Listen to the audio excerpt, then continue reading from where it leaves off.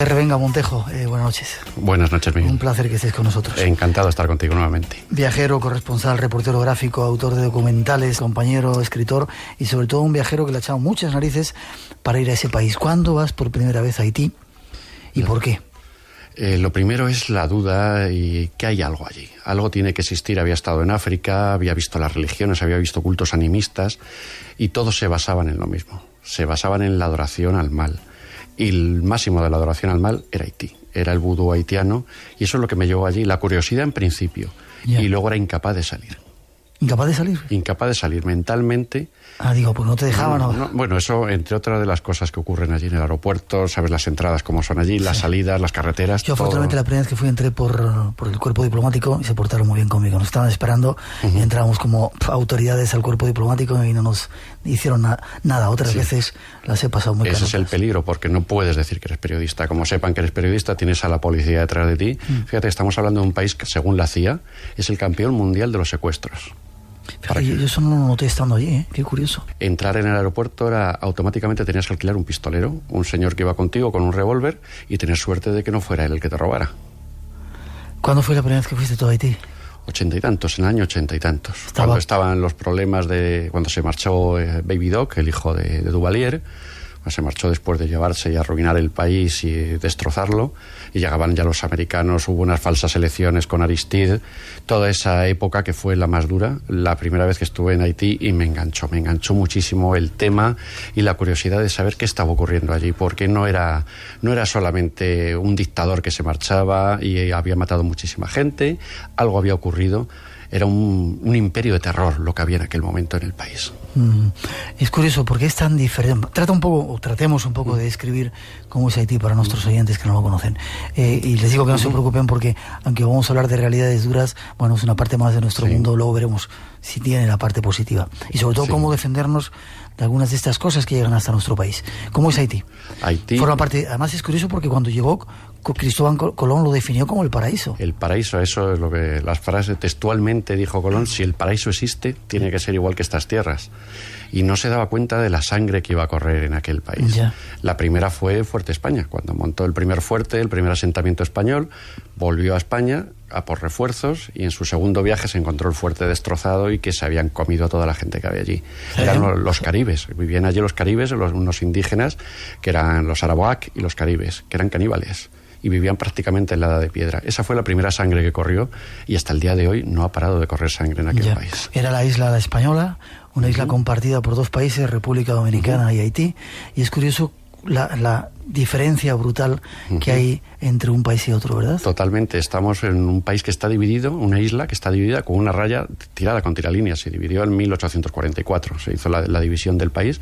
República Dominicana, uno de los lugares más maravillosos para el turismo, y pasando solamente esa línea nos encontramos el terror, la muerte, la miseria y otro tipo de gente completamente diferente, la que no estamos acostumbrados a ver. Yo no sé si has pasado, hay un cruce de República Dominicana a Haití, que hay una especie de fuerte, un arco. Yo creo que es la frontera de Jimaní. Jimaní está arriba, arriba, está en el norte exacto de la República Dominicana. Y de repente ahí está asfaltado en República Dominicana, está todo muy chulo, pasas esa tierra de nadie que está medio preparada, y cuando llegas a Haití es como retroceder 500 años, pasas por ese arco y de repente estás en otro mundo, en otro tiempo y en otro espacio. En otro mundo ya solamente el policía de República Dominicana, que le has dejado con su uniforme, dentro de todo intentando sacar propina, pero sin problema, llegas a ese zarrapastroso vestido de policía que nada más mirarte a los ojos dices, bueno, ya le entregas el pasaporte con el billete dentro y esperando que haya suerte y no hayas dado con el policía honrado de Haití, si hay uno, que no hayas dado con él. Casi siempre funciona. El billete de $10 dentro del pasaporte cambia la cara de feroche que tiene en ese momento el policía, lo coge, te lo devuelve y ya estás dentro. Ya. Un poco la historia de Haití. ¿Por qué es ese país tan diferente dentro de todo la América o Centroamérica, América Latina y Centroamérica? ¿Por qué es tan diferente del resto? ¿Por qué crees? En el Caribe al principio, pues los indígenas, se les hicieron trabajar a los indígenas. Los indígenas, pues claro, no están acostumbrados al trabajo físico, empezaron a morir, no conseguían sacar rendimiento de las plantaciones y bueno, pues se pensó la mejor solución, traer esclavos de África. La manera más barata de traer esclavos de África es de traerlo de la África occidental. de Senegal, Benin, lo que Nigeria, está más cerca, digamos, de América, ¿no? Era lo más cerca, y en la costa estaban muy pobladas. Si no, había que ir a Zanzíbar. Zanzíbar había que cruzar África hacia el otro lado y luego hacer las razias, las cacerías por el interior. Lo más sencillo era viajar a la costa occidental, cazarlos cerca de la selva y llevarlos para allá. Pero lo que no tenían en cuenta los cazadores de esclavos, que entonces eran los árabes, los que los cazaban realmente eran los árabes y luego revendían a esa mercancía. No tenían en cuenta que en esa zona vivían los brujos más potentes de África, los Fon y los Yoruba, las dos etnias más potentes en la magia negra. Y aparte los mandingas, que eran los guerreros, eran los tipos más fuertes, ¿no? Y se llevaron a esa gente a América. Esa gente iba con el odio y el sufrimiento de que no iban a volver a ver su tierra. Fíjate, solamente en los 300 años que duró la esclavitud se llevaron más de 50 millones de negros de África. De esos 50 millones no llegaron ni 25, murieron en el camino. ¿En qué situación llegaron allí? Una vez que llegan allí, se mezcla su religión con la de los caribes, los indígenas antropófagos que existían, caníbales que existían allí, se mezcla con ellos. Se mezcla con la religión católica, que nos puede parecer muy bondadosa, pero ellos cogen una parte de esa religión. Cuando se dice lo de en la misa, tomad y bebed, este es mi cuerpo, esta es mi sangre. Eso es lo que toman ellos, lo que a ellos les parece que es lo más similar a su religión. Literalmente lo toman. Literalmente su religión es el dolor, el sufrimiento. Y toda esa mezcolanza, unida al odio al hombre blanco, es lo que forma el vudú haitiano.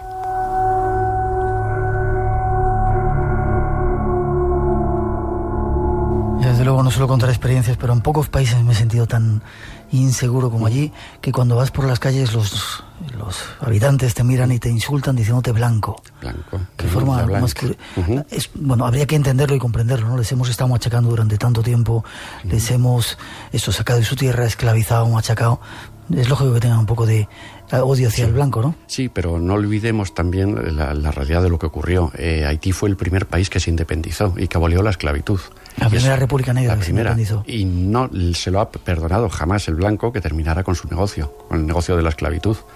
En 1791, las primeras rebeliones en Bois-Caïman empezaron allí, y allí se levantó a sangre y machete una rebelión contra el blanco. La primera rebelión que existía. Siempre había sido el trabajador, el negro era trabajador y no había ningún problema. Napoleón en aquellos años envió hasta su yerno, al general Leclerc, para intentar apagar la revolución. No sirvió para nada, y en 1804 llegó la independencia. No hay que olvidar que era una colonia francesa. Una colonia francesa en aquellos momentos. Se la repartió con España, se repartieron la isla y eso le tocó a Francia, como pasó luego en la parte de Nueva Orleans y toda esta historia que tiene todavía más historia. Pues esto llega en 1804, la independencia, y para que nos hagamos una idea con qué tipo de gente estábamos hablando o cómo era de dura la cultura de ellos o su religión, la independencia se firmó en un pergamino hecho con la piel de un general francés, con sangre como tinta y utilizando una... Los datos de las veces que hemos estado allí prometieron matar a todos los blancos por un pacto que habían hecho con el diablo, porque Haití, hay que recordar, no sé si es cierto, al menos me lo contaban allí, que es el único país del mundo consagrado al diablo. Consagrado al diablo y con religión oficial vudú. La religión oficial es el vudú. Ahí tuvimos un diablo que, bueno, desde la independencia tuvieron jeques, caciques, emperadores, fue todo un desastre, ¿no? Cada cual más sangriento, cada cual mataba más, que iba llegando, hasta que llegó Duvalier. Llegó el famoso Papa Doc en 1951. Eso fue ya el desastre total. Consiguió que fuera una república con religión oficial vudú, ser presidente para toda la vida, vitalicio, y firmó en los primeros años más de 200.000 sentencias de muerte. ¿200.000? Sentencias de muerte. ¿Sí? Fue tremendo. Los países extranjeros hacían la vista gorda con él, pero nadie se preocupó de lo que estaba ocurriendo, del magnicidio que estaba haciendo allí, toda la gente que moría. Creó una policía especial, los tontón macutes, los hombres del saco, que eso proviene de un cuento africano, los tontón, que eran unos señores que llegaban por la noche y se llevaban a los niños de las aldeas. Eso es lo que hacían los tontón macutes, llegaban por la noche y se llevaban a la gente, les robaban todo. El tontón macute no tenía sueldo, el salario era lo que conseguía robar. ¿Sí? Imagínate lo que ocurrió. Después de esto, cuando ya murió Papa Doc, que la historia siempre nos juega estas pasadas, que los dictadores sanguinarios suelen morir de viejos, y de muy viejos.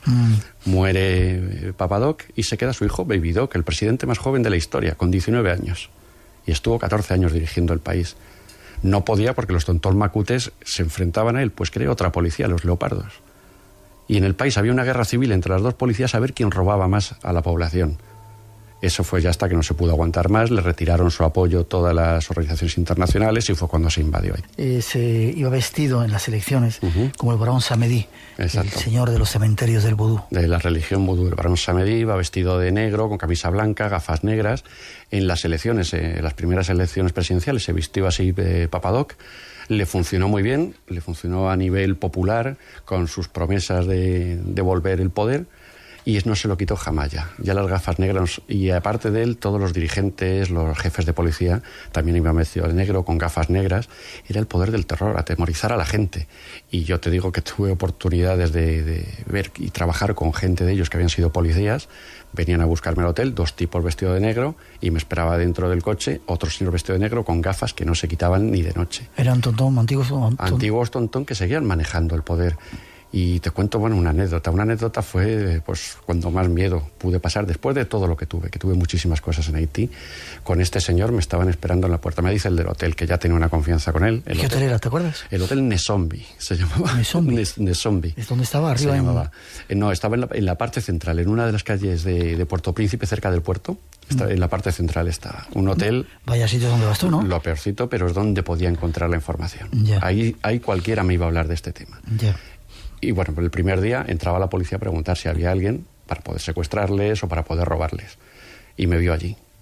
Me vio en el hotel, yo me iba a acercar al recepcionista. ¿Ibas solo? Sí. En estas cosas, si vas con alguien, siempre se estropea la cosa. Porque hay sitios donde no va a querer ir el otro, donde no va... Yo he tenido noches esa noche cuando me dijo este señor, se me quedó mirando el policía, vi que era policía porque llevaba dos revólveres cruzados en la chaqueta, en el cuello, una insignia, y iba de paisano, y llevaba los 2 revólveres. Me di la vuelta y me aparté inmediatamente. El recepcionista me dijo, no, es policía, ten cuidado. Y bueno, hice una pequeña amistad con el recepcionista los siguientes días. Y me dice, mira, puedo conseguir que veas al malo dentro de este mundo. A un señor que ha sido policía con los tontos macutes, ha sido capitán, y puede llevarte a ver lo peor que puedes imaginar. Yo ya había pasado de todo en Haití. Y le digo, bueno, ¿y si no voy? Dice, si no vas, malo. Y si vas, peor. Esa fue la solución que me dio. Digo, bueno, pues ya estaba con la cabeza realmente descentrado ahí. Ahí ya estaba descentrado de todo lo que había pasado en el tiempo que llevaba en ese viaje en Haití. Tenía la cabeza descentrada y le dije, sí, por supuesto, pues venga, que voy. Vinieron a buscarme estos 2 señores. Ahí fuera no había un coche cochambroso como otras veces, un Chevrolet que se caía a pedazos, no, lo que había era un Mercedes negro impecable, y me estaba esperando este señor Lacroix, me estaba esperando dentro del coche.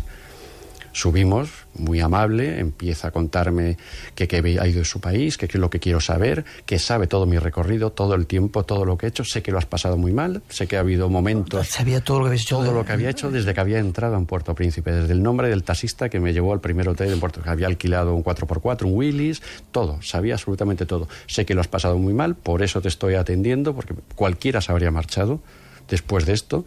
Dice, ¿qué has visto aquí? ¿Qué opinas de mi religión?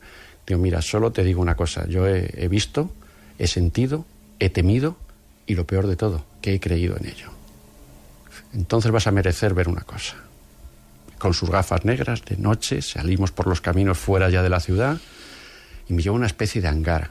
Cuando nos acercamos al hangar, hay un señor allí con un AK-47 en la puerta, un soldado, le ven, se cuadró en cuanto le vio, abrió la puerta, pasamos, me abre una de las puertas del hangar, de los cuartos que había dentro del hangar, y estaba lleno de vajillas de barro, con pequeños cacharros de barro cubiertos con tela.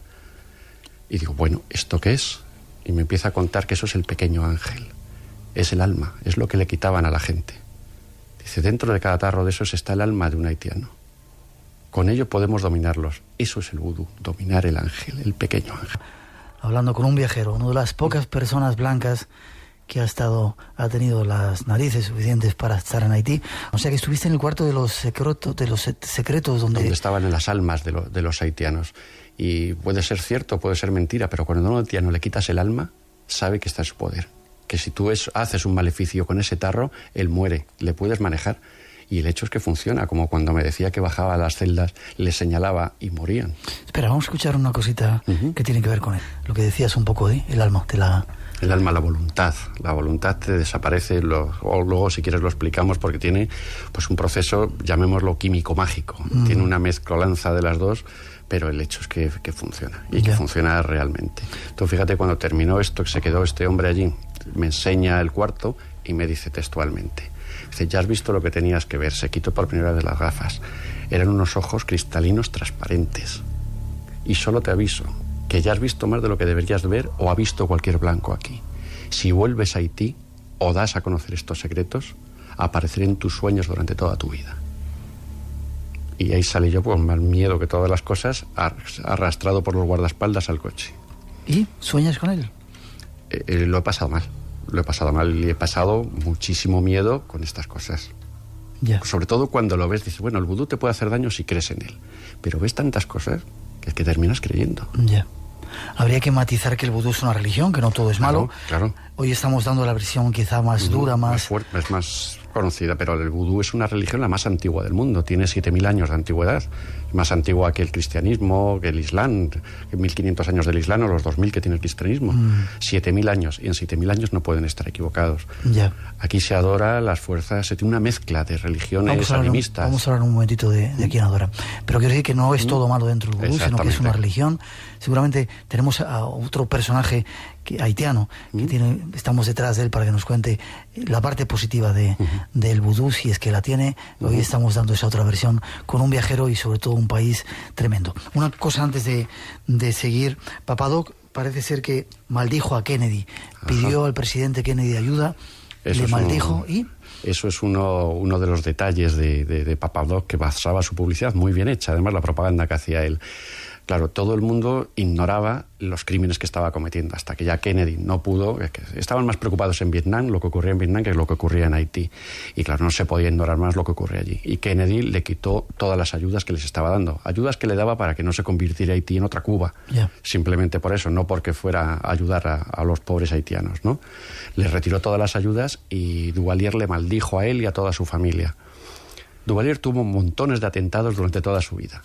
Nunca le ocurrió absolutamente nada, y en eso basaba sus campañas, que él era inmortal, que los Guedes, los espíritus estaban con él. Simplemente había que ver cómo iba la familia Kennedy desde que él la maldijo, y él cada vez más potente, con mejor salud y escapando de todos los atentados.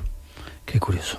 Y por último, aquí hay una foto, me ha recordado, me he trasladado allí, la cantidad de basura que hay en las calles haitianas, Yo recuerdo haber ido a Cité Soleil, donde había unas monjas españolas que estaban trabajando allí, y era increíble las montañas de basura que había, cómo no eran capaces de limpiar un poco su mundo, su tierra. Tú fíjate, un pueblo avanza siempre cuando conoce la higiene. No interesa que conozcan la higiene y que avancen para poder dominarlos como los dominaba este dictador. Tuvieran miedo, tuvieran el terror a lo que le podían hacer, a la religión. Y en cuanto empiezan a avanzar o empiezan a conocer algo, lo primero es la higiene, y de ahí ya es disparado. Eso ocurrió aquí en el siglo XVII, XVIII, cuando se conoció la higiene, se disparó también la cultura. Pues ese es el peligro que un dictador nunca permite, que tengan cultura los pueblos. Ya, curioso. Vas a volver a Haití porque lo que estás contando esta noche aquí no te van a hablar. Y nos escuchan la gente de los cuerpos diplomáticos, y yo sé que nos escucha mucha gente por ahí, o sea que ten cuidado con lo que cuentas. Es complicado, pero merece la pena. Volvemos a sitios, esos de los sitios del mundo que sigue mereciendo la pena. ¿No volverías? Sí. ¿Sí? Sin dudarlo, ¿eh? ¿Sí? Sin dudarlo. Yo no lo tengo tan claro. Sin dudarlo, sé que va a ser, siempre ha sido malo, los últimos han sido terribles, los últimos viajes de estar escondido en el hotel. Ha habido noches que no he dormido en el hotel, me iba a un club que había 4 calles más arriba y me quedaba a dormir en el club, porque si me quedaba en el hotel estaba esperando a que entraran por la noche. Esa te termina desquiciando, te termina pensando, estás en otro lado, entre el calor, el ventilador del techo, y pensando que en cualquier momento pueden aparecer o a robarte o a hacerte desaparecer. Terminas pasándolo muy mal. Hay otra introducción que queremos daros más datos acerca de este tema que estamos hablando. Insistimos que estamos viendo solamente un punto de vista, el más negativo, más oscuro de esta religión, que respetamos y que tiene muchas cosas buenas que otro día analizaré, siguiendo un poco la cuna del vudú, donde empezó todo. ¿A dónde fuiste? A Benín, a República de Benín. Empecé, Burkina Faso, en Senegal, hasta Nigeria y República de Benín. Debe ser increíble eso también, ¿no? Otro mundo con policías en cada 50 metros en la carretera intentando pedirte dinero, mano izquierda para poder seguir. Muy duro el viajar por ahí. Ya entras por la frontera y te ponen un coche de policía detrás que va circulando detrás sin decirte nada, esperando para robarte en cualquier momento. ¿Dónde vas a parar? Claro, hay que parar antes de que caiga la noche, parar al policía, darle algo de dinero y el policía se va. Eso es la entrada en Benín. Y Benín es un país que ha sido hasta hace nada un país comunista, que no trabajaban tampoco ninguno, con lo cual la situación es tremenda de pobreza. y no han podido invertir, no ha habido colonias. O sea, que la vida ha sido, desde que fue el Alto Volta, desde que dejó de ser el Alto Volta, ha sido nada más que hundirse. Y al hundirse, ¿qué les quedaba? Sigue quedando la religión. Abomey es la capital mundial del vudú. Abomey.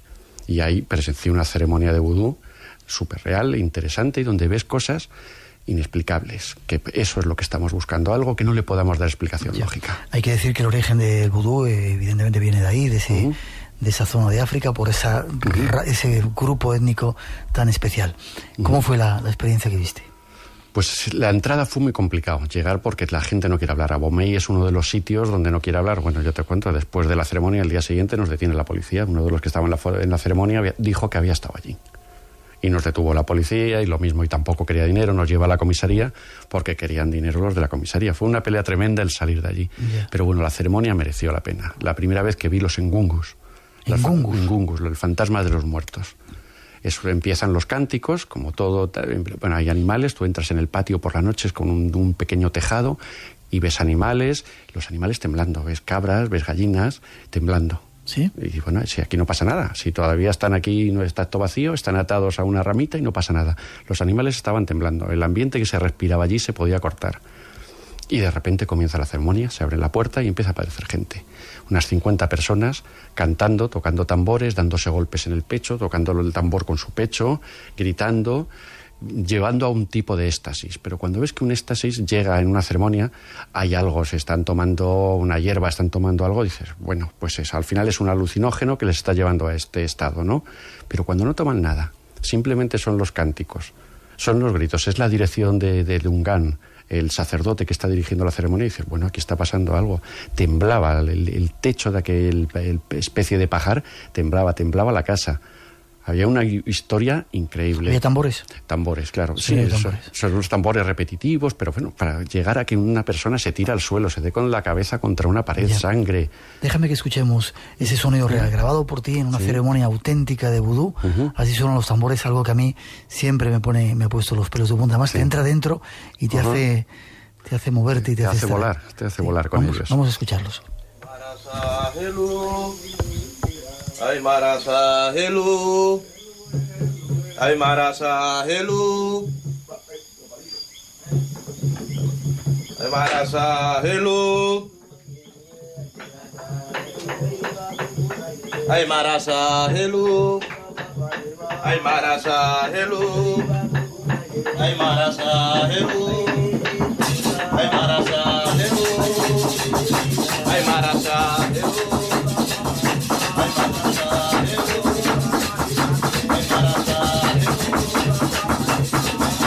La música se te mete dentro. Y los pelos de punta, Miguel, ¿eh? Mira. Cuando vuelves a escuchar estas cosas, es cierto.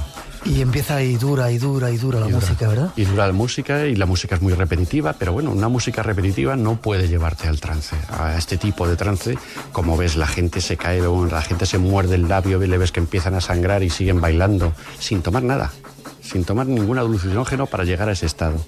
Algo está ocurriendo ahí. Empiezan con el humo, el Dungan, el sacerdote, con el humo de los cigarros, a echarlo al aire, que es el puente al mundo invisible. Empieza a abrir el puente al mundo invisible. Espera que le digo, Omar, vamos a cambiar la mano, sé que estamos a punto de entrar en trance, así que vamos a cambiarle, ponemos otra música, luego si acaso la seguimos escuchando. Esa música te va llevando, como dices, a estados extraños, ¿verdad? Extraños, sí. Además, cuando estás en mitad de una ceremonia de este tipo, con esos ambientes, tú estás grabando con una cámara, si una batería de una cámara te dura 1 hora, en 5 minutos ha vaciado. Qué curioso, ¿verdad? Lo que es cierto que otro tipo de energías se están moviendo en el aire. Creas o no creas, porque yo no creo, pues como tú, no creemos nada más que en lo que vemos. Pero es que vemos tantas cosas que hay que darle alguna explicación, que cuando no la tienen, dejemos esa duda a lo inexplicable, a que hay otro mundo, a una puerta que se abre, que nos puede pasar al otro lado, dejarnos allí o traernos. Pero hay que saber manejarlo, eso es saber manejarlo y sobre todo respetarlo, porque si tú entras en una ceremonia de este tipo, pues como muchas veces he ido con cámaras o con gente que se creen que eso es un cachondeo, pues lo menos que les puede pasar que al día siguiente no te viene nada, porque no te puedes levantar, no, que es que me encuentro muy mal, están malísimos del estómago, se encuentran mal. Claro, es que tienes toda la porquería dentro que allí se estaba moviendo.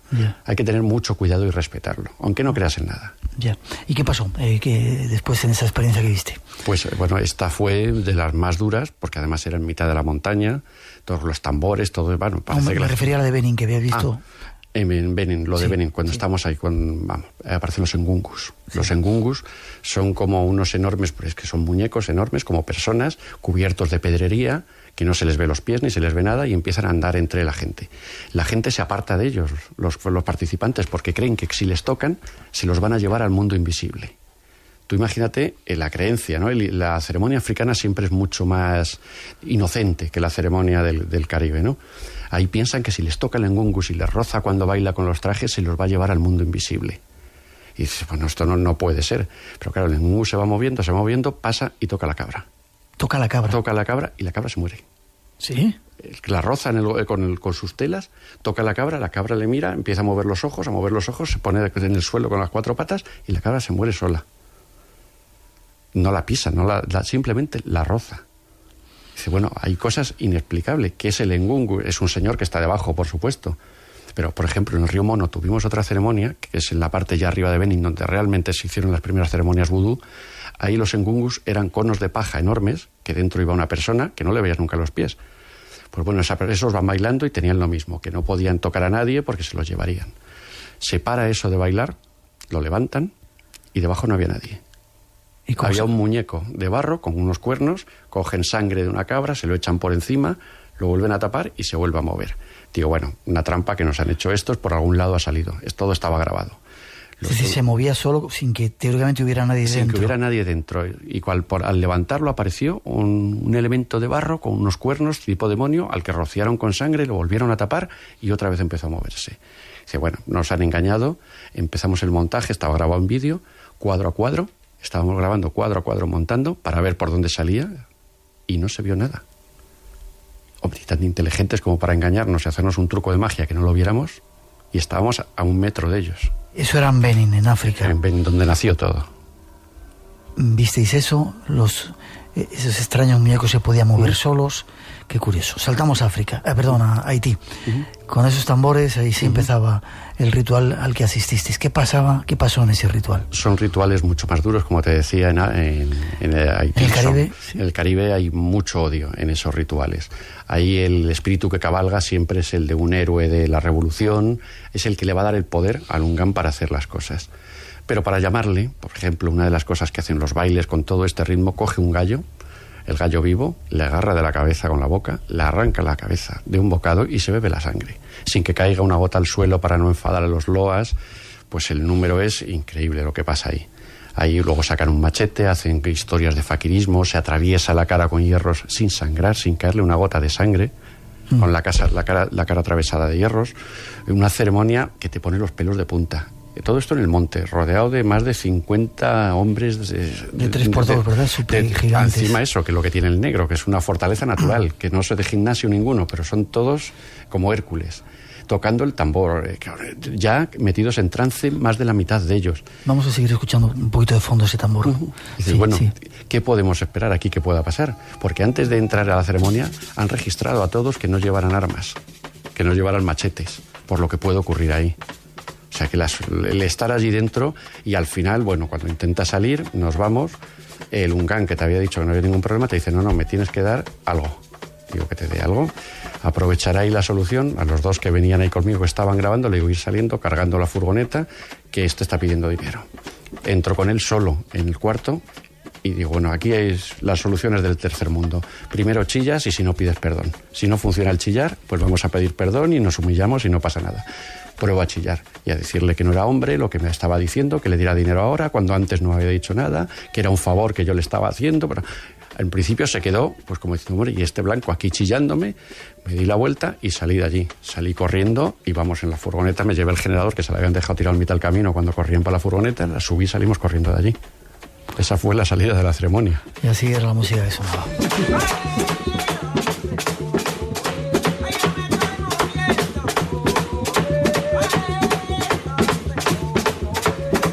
Estos rituales son rituales en los que ahí corre mucha sangre de animales, básicamente, ¿no? Siempre, sí. Además, siempre dicen que sangre de animales para que no corra la humana. Sí, qué curioso que digan eso, ¿verdad? Eso te lo dicen y se basan muchas veces cuando te hablan de tu religión, de tal, que tu Dios es igual de sanguinario. Esas cosas siempre las saben. Todo eso, como han tenido el sincretismo durante siglos. Fíjate, ahora mismo en Haití, el 95% de los habitantes de Haití son descendientes de esclavos. Hoy, el 95%. ¿Qué tipo de animales matan? ¿Es como la santería que para cada loa, para cada santo hay un determinado animal? ¿O? Aquí lo que se busca es el animal más grande. Se puede matar una cabra mejor que una gallina. Fíjate que es un tesoro para ellos. A estos, hombre, no te matan una vaca porque es con la que comerían durante un mes. ¿Has visto matar alguna vez una vaca? He visto matar hasta perros, he visto matar gallinas, ¿perros? Cabras grandes, perros, pero además los perros en ceremonias súper oscuras. Matar a los perros sin tocarlos, también. ¿Sí? Solo cantándoles. Cantando, con los hechizos milenarios, claro. Tú estás hablando con ellos en un tipo de creol, ¿no? El tipo medio francés, sí, medio español, esa mezcla. Estás hablándolo con ellos y de repente cuando empiezan a cantar o en las ceremonias, cantan dialectos bantú. Son dialectos que te suenan de haber oído ese mismo tono en el Centroáfrica, en el Chad, en África Occidental. Esos tonos, en África hay más de 9.000 lenguas, pero los tonos son prácticamente los mismos. Igual que si oyes hablar a un bosquimano, las formas esas de hablar, los acentos, son lenguajes africanos. Y es cierto, como contaban, sobre todo cuando fuiste en el 87, que hasta hacía muy poco tiempo había sacrificios de niños. Sí, porque sí, a mí me contaban que sí, de repente en ciertas fechas, en Navidad, Semana Santa, fiestas tradicionales cristianas, de repente los niños desaparecían y los padres no los buscaban porque sabían dónde iban a acabar. Eso sí, sigue siendo, estamos como siempre hablando de leyenda, pero leyenda que no dejan salir a los niños en la calle en ciertas fechas, no dejan salir a los niños. En Haití es un lugar tropical donde las casas es una cabaña de 3 palos, el niño tiene que estar en la calle como todos, porque no hay casa. La casa es para dormir y que no te coman los mosquitos. Y hay fechas en que los niños no salen a la calle. Son leyendas, pero claro, es que todas las leyendas se basan siempre en una realidad. Ya. Otra cosa curiosa, de repente en las casas ves que las tumbas están enfrente de la puerta. Decían que era para que cuidar a los muertos, para que no los convirtieran en zombies. Qué Exacto. Curioso, y los colocan enfrente de la puerta para poder vigilar que no venga el Bokor a desenterrarlos y a devolverlos a la vida como zombies, o en muchas otras ocasiones les entierran con la cabeza cortada. Pero cabeza, que es lo más lógico del mundo, ¿no? Es que mi mujer era una mambó, que es una sacerdotisa vudú, y antes de morir me pidió que la enterrara con la cabeza cortada, o con los oídos cosidos, la boca cosida, para que no pueda oír los llamamientos del Bokor y despierte. O boca abajo, decían también, para así que se pierda y vaya hacia abajo en lugar de salir. Es otra de las, sí. Qué curioso. El increíble mundo del vudú. Saltamos un segundito de Haití y nos vamos a la Luisiana, donde también has estado. Perfecto. No hace mucho tiempo, y donde también hay vudú duro. Es otro mundo de vudú impresionante. Allí ha habido reina vudú, la famosa Marie Laveau, que bueno, te cuentan las partes buenas, siempre te hablan de Marie Laveau como que hacían encantos o amarres de amor. Marie Laveau en la calle Saint-Anne tenía un sótano donde realizaba todos sus maleficios. Era hija de un esclavo y se casaba con los grandes de las plantaciones, los grandes dueños de plantaciones, hasta que morían y ella se quedaba con la plantación. Entonces se casaba con otro. Nadie sabe cómo lo conseguía, solamente sus adeptos. Sabía que lo hacía por medio del vudú. Ya, y es el mismo vudú, es decir, tiene los mismos componentes de Haití y de África, ese vudú que hay allí, o es otra cosa? Es el vudú el mismo de los esclavos, porque fueron el mismo tipo de esclavos los que llegaron allí a Luisiana. La Luisiana que fue la Luisiana española, que llegaba desde Nueva Orleans hasta Canadá, y se la vendimos a Napoleón por 20 millones. O sea que eso fue el regalo de los Estados Unidos. Era el vudú, siguen haciendo el mismo porque eran esclavos venidos de la misma zona, mismos brujos, y el mismo odio al hombre blanco, o incluso más, porque donde peor se les trató y donde más tuvieron que trabajar y más humillaciones fue en esa zona. Y donde más se vengaron también. Sigue habiendo reina de vudú. Estuve con Emil, la actual reina de vudú, haciendo una invocación en el cementerio de San Luis, una invocación en la tumba de Marie Laveau. Cosas que dices, impresionante por la noche. Bueno, por la noche éramos 4 personas allí. Muy bien. Al día siguiente por la mañana fui a hacer las fotos de la tumba ya de día, el cementerio, que son cementerios espeluznantes en Nueva Orleans, y me tuve que marchar. ¿Por? Porque yo daba la vuelta a una tumba y sentía que no estaba solo, me volvía y no había nadie. Y estaba solo en el cementerio, no había nadie. Sensación como que alguien que detrás de ti. En Nueva Orleans los muertos están enterrados en superficie, porque como está el río, en cuanto vas un poco para abajo, pues encuentras agua. Están todos a la altura donde estás tú. Y tumbas del 1700, 1800, todas las tumbas que vas pasando por allí. Y además espectacular, pues las estatuas de ángeles, de demonios encima de las tumbas. realmente de miedo. El corazón del ángel es una película que está basada... Una gran película. En hechos que ocurrían allí en Luisiana, ¿no? En Luisiana, exactamente. Y sobre todo la segregación que ha habido y que sigue habiendo todavía. Hacia la diferencia entre blanco y negro todavía en Luisiana sigue existiendo. ¿Cuándo estuviste en Luisiana? Después del Katrina. Qué curioso. ¿El vudú más duro que hayas visto en las diferentes partes del mundo donde te has movido, cuál ha sido y dónde ha sido? El vudú más duro. La ceremonia, ¿no? Sí. Pues en Haití puede ser, el más duro seguro es Haití. Y ceremonia dura cuando se me ocurrió preguntarle a un bokor. Me habían llevado hasta el templo, hasta un fort por la noche, con un señor, con un campesino. Fue muy complicado en la montaña haitiana. Me habían llevado a ver a este hombre que era el más potente. Era verle, pues claro, te daba miedo cuando abrió la puerta con una hoguera de fondo, un señor con un pantalón corto, con un pañuelo en la cabeza y mirándome, con un collar. Collar así entre medias, veía un collar de dientes. Ya cuando se acerca hacia mí, me saluda con total desprecio. Un collar de dientes de perro, lo que llevan para protegerse de collar de dientes de perro. Que con eso se protegen de los espíritus bajos, los espíritus que están aquí, que nos han enterado que se han muerto y están aquí. Con eso se protegen. Y, o sea que él trabajaba con ese tipo de espíritus bajos. Y empiezo a hablar con él, me pasa despreciándome totalmente como blanco, que estaba intentando enterarme de su religión. Y empiezo a hablar con él y bueno, le tiro todos los órdagos posibles de decirle, bueno, ¿y esto qué es? ¿Y qué es el polvo zombie? ¿Y cómo se consigue? ¿Y qué es lo que hacéis vosotros? ¿Qué poder tienes? Me empezó a hablar de que él tenía el poder divino, el poder sobre la vida y la muerte, el poder máximo, lo que cualquier dios quiere tener, el poder manejar la vida o la muerte. Y le digo, bueno, todo esto me empieza a hablar que se hace a través del lepudré, del polvo zombie. Lepudré. Y digo, bueno, ¿y cómo se hace esto? ¿Cómo se hace el polvo zombie? ¿Cómo se hace? No te lo voy a decir, pero ¿me lo puedes enseñar? Entró dentro, se mete detrás de una cortina que había una manta que había de cortina y sale con un cuenco. Dijo, esto es polvo zombie, era como un cuenco beige, los polvos beige con unos puntitos rojos. ¿Esto es polvo zombie? Me mira y me dice, no quieras saberlo. Pegó un soplido y me lo echó a la cara. Yo me desperté a los 2 días en la cama del pueblo donde estaba durmiendo.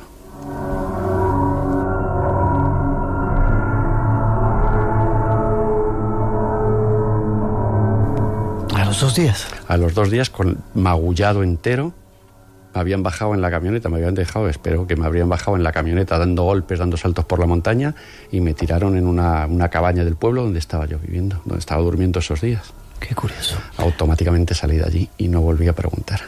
Nos quedan 2 minutos antes de la primera pausa que vamos a hacer. Hay una pregunta que dice si todo el mundo puede hacer vudú. Hay que aclarar que vudú es una religión, que no tiene nada que ver con el muñequito ese de los que alfileres, ha popularizado. Nada, no tiene nada que ver. No tiene nada que ver y sobre todo el mundo puede estudiar la religión vudú. De ahí al poder hay que entrar en lo que te he dicho antes, lo peligroso del vudú. Y el vudú funciona cuando crees, cuando estás metido en el tema y ves que algo puede hacer, que hay poder ahí. Es decir, que si no crees en ello no te puede afectar.